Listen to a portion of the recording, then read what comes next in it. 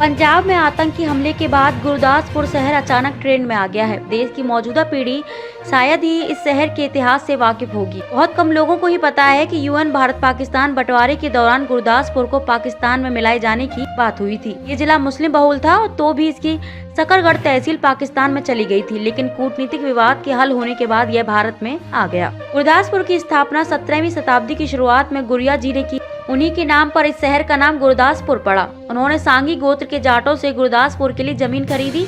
यह भी स्थापित है कि पुराने शहर में कुछ लोग झोपड़ियों में रहा करते थे। कौशल गोत्र के एक सांवल ब्राह्मण गुरिया जी गुरदासपुर से 5 मील उत्तर में स्थित एक गांव पनियर के थे। गुरिया जी के पूर्वज बहुत समय पहले अयोध्या से आकर पनियर में बस गए थे। गुरिया जी के 2 पुत्र श्री नवल राय और श्री पाल जी थे। गुरदासपुर में बसे नवल राय के वंशज नवल राय के बेटे बाबा दीपचंद गुरु गोविंद सिंह जी के समकालीन थे। ऐसा माना जाता है कि गुरु गोविंद सिंह जी ने बाबा दीपचंद को गंज बख्श खजाने के मालिक की उपाधि दी थी। बाबा दीपचंद के वंशज महंत के नाम से जाने जाते हैं। जिले के प्राचीन इतिहास के बारे में बहुत कम जानकारी है, सिवाय कुछ पुरावशेषों के, जैसे मुखेश्वर गुरदासपुर में रॉक मंदिर इसके पड़ोसी जिलों के साथ साथ सिकंदर के स्पष्टवादी थे, जो विश्व विजय के अपने भव्य डिजाइन में व्यास नदी तक आए थे। उन्होंने गुरदासपुर में फतेहगढ़ के पास स्थित सांगला में काठियों के साथ एक गंभीर लड़ाई लड़ी।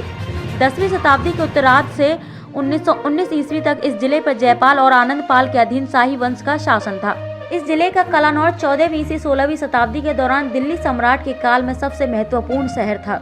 इस पर जसरत खोकर ने 2 बार हमला किया था, एक बार 1422 में लाहौर पर अपने असफल हमले के बाद और फिर 1428 में जब मलिक सिकंदर ने जगह को राहत देने के लिए मार्च किया और जसरत को हराया। यह स्पष्ट था कि अकबर को बैरम खान ने 1556 ईस्वी में फरवरी में एक सिंहासन पर स्थापित किया था।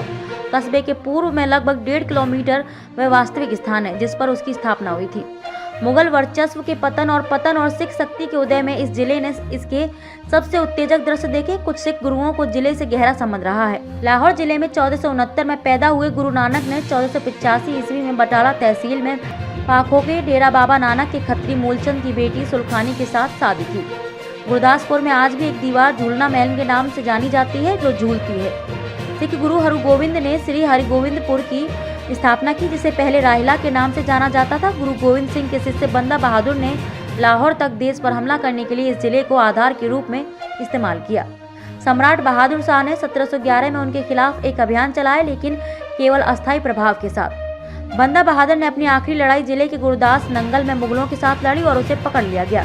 जिले का इतिहास तब दोआब के इस हिस्से में सर्वोच्चता के लिए प्रतिद्वंदी रामगढ़िया और कन्हैया मिसालों के उनके संघर्ष के एक खाते में पतित हो जाता है।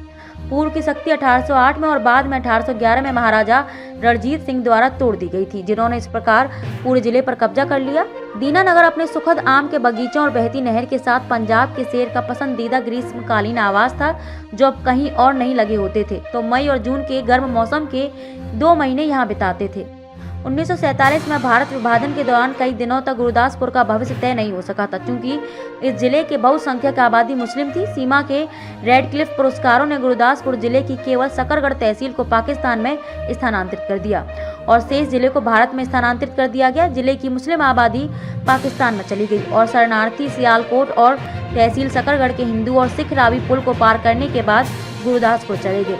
वे गुरदासपुर जिले में बस गए और फैल गए।